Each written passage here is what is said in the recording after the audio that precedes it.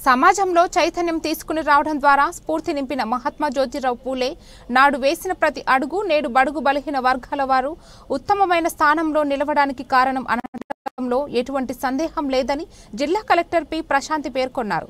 నేడు మనం ఇక్కడ ఈ స్థాయిలో ఉన్నామంటే అందుకు కారణం ఆనాడు ఆయన వేసిన పునాది అని నిస్సందేహంగా చెప్పవచ్చు అని అన్నారు. శుక్రవారం ఉదయం స్థానిక గోదావరి గట్టు సమీపంలో జ్యోతిరావు పూలే విగ్రహం వద్ద రాష్ట్ర ప్రభుత్వం వేడుకగా 199వ జ్యోతిరావు పూలే జన్మదిన వేడుకలను ఘనంగా నిర్వహించారు. ఈ సందర్భంగా జిల్లా కలెక్టర్ పి ప్రశాంతి మాట్లాడుతూ భారతదేశంలో మహాత్మా అని ఇద్దరు వ్యక్తులని మాత్రమే పిలుచుకోవడం జరుగుతుందని చెప్పారు. ఒకరు మహాత్మా గాంధీ అయితే ఇంకొకరు మహాత్మా జ్యోతిరావు పూలే అని అన్నారు. వారి పేరుకు ముందు మహాత్మా అని సంబోధించడమే వారికి సమాజం ఇచ్చిన గౌరవానికి ప్రత్యక్ష నిదర్శనమని కలెక్టర్ కొనియాడారు. అభివృద్ధి ఫలాలు అందని వర్గాల కోసం పోరాటం చేసిన వ్యక్తి మహాత్మా జ్యోతిరావు పూలే అని చెప్పారు.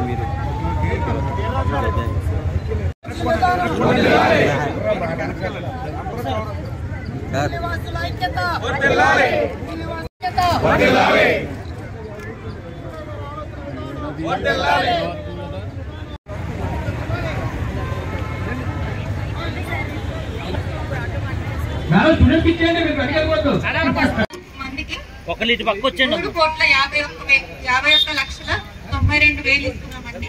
వీళ్ళు బెనిఫిషియరీస్.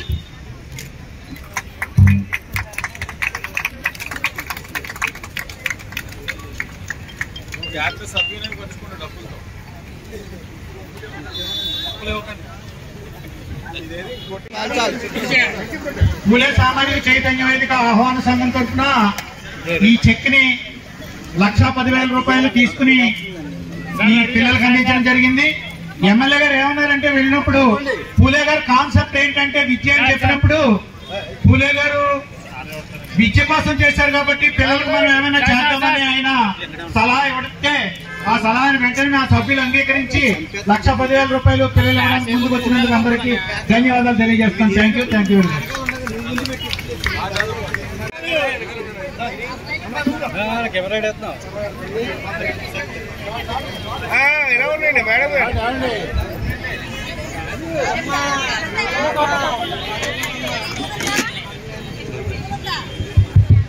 పిల్లలకు చెక్కులు ఇవ్వడానికి దయచేసి అందరూ కూడా రాయట్ సింగ్ గారు, మోహన్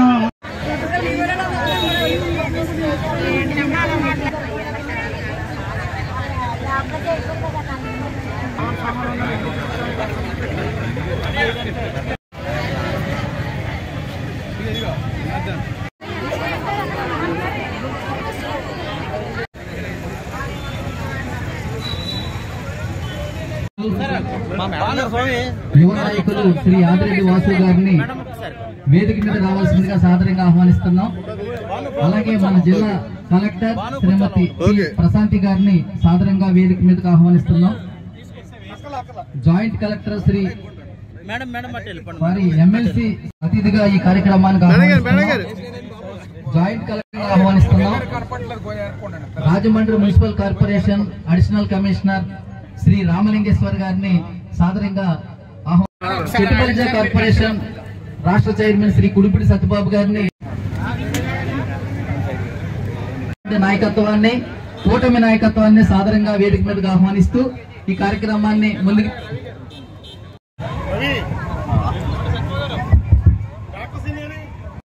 ఆదిరెడ్డి వాసు గారికి మన తూర్పు గోదావరి జిల్లా కలెక్టర్ విద్యార్థినులకు పార్టీ నాయకుడానికి ఎంతో అవసరం ఉంది. దానికి ఆ యొక్క ప్రోగ్రామ్ కి ఈ రోజు మన మహాత్మా జ్యోతిరావు గారు పూలే జన్మదిన మహోత్సవాన్ని మనం ఇక్కడ జరుపుకుంటున్నాం. సో ఈ కార్యక్రమానికి ముఖ్య అతిథులుగా విచ్చేసిన మన స్థానిక ఎమ్మెల్సీ గారు ఈ రోజు మనం ఈ కార్యక్రమం చేసుకుంటున్నాము అంటే ఒక వ్యక్తి యొక్క కంట్రిబ్యూషన్ ని, సొసైటీకి తను ఇచ్చిన కంట్రిబ్యూషన్ ని గుర్తు చేసుకుంటున్నాం. ఆయన కలిగించిన చైతన్యాన్ని మనం గుర్తు చేసుకుంటున్నాం. ఈ రోజు ఇంతమంది వచ్చి ఒక కార్యక్రమంలో పాల్గొని మనకి నచ్చినట్టుగా మాట్లాడి, మనకి నచ్చినట్టుగా మనం చదువుకొని, మనకి నచ్చినట్టుగా వివిధ స్థాయిల్లో మనం స్థిరపడి, అలానే మనం నచ్చినట్టుగా మనం సేవలు అందిస్తున్నాము అంటే దానికి ఇలాంటి మహానుభావుల యొక్క కృషి ఎంతో ఉంది.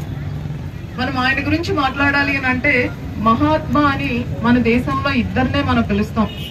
మొదటి వ్యక్తి మనకి గాంధీ గారు అయితే రెండవ వ్యక్తి జ్యోతిరావు పూలే గారు. సో అతనికి ఇచ్చిన టైటిల్లోనే ఆయన సేవలు ఎంతగా గుర్తించబడ్డాయి అనేది మన అందరికీ కూడా అర్థమవుతుంది. మరీ ముఖ్యంగా ఆయన అణగారిన వర్గాల కోసం పాటుపడ్డారు. అలానే ఏదైనా ఒక బ్యాక్వర్డ్ కమ్యూనిటీ అనేది పైకి రావాలి అని అంటే విద్య చాలా అవసరం అని చాలా ఖచ్చితంగా చెప్పిన వ్యక్తి. అందుకే ఆయన వైఫ్ ద్వారా చాలా వరకు స్కూల్స్ ని స్థాపించి ఎడ్యుకేషన్ ని, ఎవరైతే బ్యాక్వర్డ్ కమ్యూనిటీస్ ఉన్నారో వాళ్ళకి ఫ్రీ ఎడ్యుకేషన్ ని అందించడమే కాకుండా అప్పట్లో స్త్రీ విద్యకి కూడా అంత అవకాశాలు ఉండేవి కాదు. సో స్త్రీలకి కూడా విద్య అవసరము. వాళ్ళు చదువుకుంటేనే కుటుంబం బాగుపడుతుంది, తద్వారా సొసైటీ కూడా బాగుంటుంది అని చెప్పిన వ్యక్తుల్లో ఈయన మొదటి వరుసలో ఉంటున్నారు. ఒక రకంగా మీరు నేను ఈ స్థాయిలో ఉన్నాము అని అంటే దానికి పునాది ఆయన వేసిందే. సో దాన్ని మనం అందరం కూడా ఒకసారి గుర్తు చేసుకోవాలి.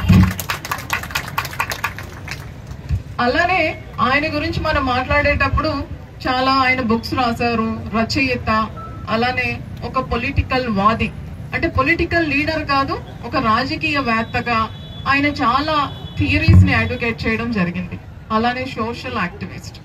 సో ఏ పదవి గురించో ఏదో ఒక గుర్తింపు గురించో ఆయన ఆలోచించకుండా ఎవరికైతే సమాజంలో ఉండే అభివృద్ధి ఫలాలు అందటం లేదో వాళ్ళ గురించి పోరాటం చేసిన వ్యక్తి. అలాంటి స్థితి ఇప్పటికి కూడా ఎక్కడో ఒక దగ్గర ఉంది. సో ఈ కార్యక్రమం చేసుకోవడం ద్వారా మనందరం కూడా ఆ సంకల్పానికి పునరింకితం అవ్వాలి. సో సొసైటీ ఎంత డెవలప్ అవుతున్నా, మనం ఎన్ని అవకాశాలు కల్పించుకుంటున్నా, అందరూ చదువుకొని మంచి స్థాయిలో ఉంటున్నా, ఈ సమాజం కల్పించే అవకాశాలు, అలానే ప్రభుత్వం కల్పించే ఆపర్చునిటీస్ ఇంకా అందుబాటులో లేని వాళ్ళు ఎవరైతే ఉన్నారో వాళ్ళకి మన వంతు సహాయం, అలానే మన వంతు సహకారం అందిస్తే ఇలాంటి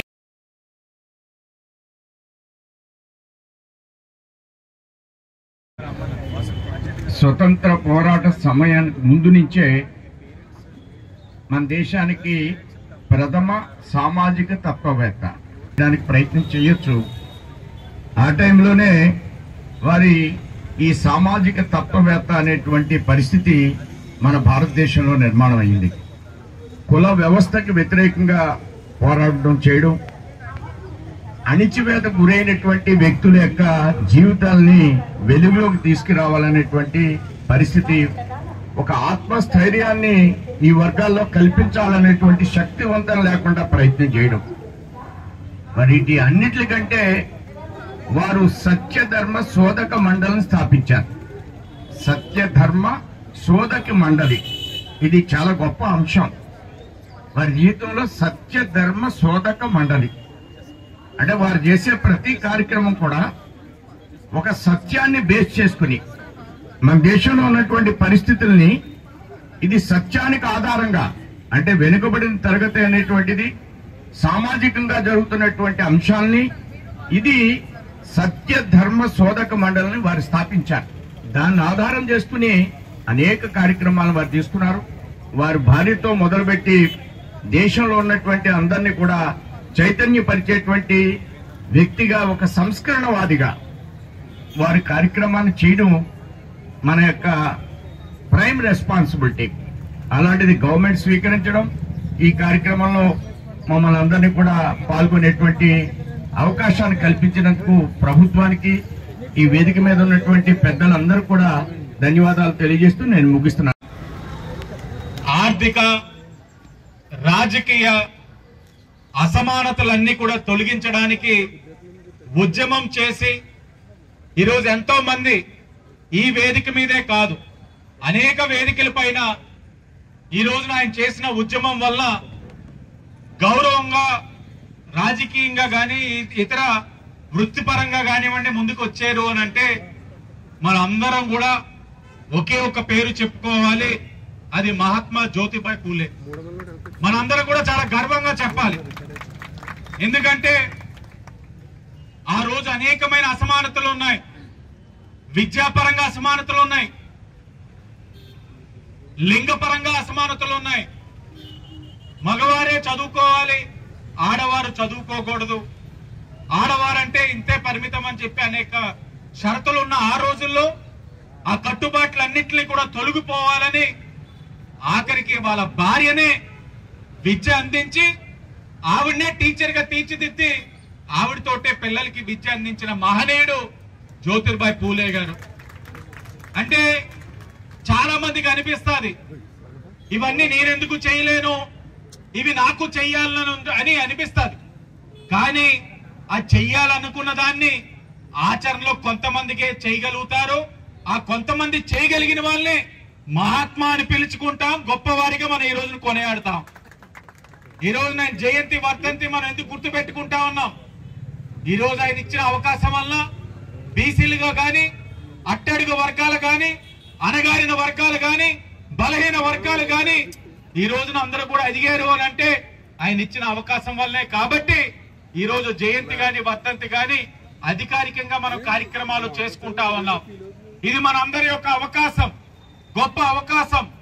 దీన్ని మనందరూ కూడా ఎప్పటికప్పుడు స్మరించుకుంటూ వాళ్ళు ఇచ్చిన అవకాశాన్ని సద్వినియోగపరచుకోవాలి. ఈ రోజు పూలే గారితో పాటు అంబేద్కర్ గారి యొక్క చిత్రపటం కూడా ఇక్కడ పెట్టాం మీ అందరికీ తెలియజేయడానికే. పూలే గారు అలాగే అంబేద్కర్ గారి యొక్క స్ఫూర్తితో ప్రతి ఒక్కరూ ముందుకెళ్లి బడుగు బలహీన వర్గాల యొక్క అభ్యున్నతి కోసం కృషి చేయాలని ఈ రోజు వారిద్దరి యొక్క చిత్రపటాలు పెట్టి మనందరూ కూడా స్మరించుకుంటా ఉన్నాం.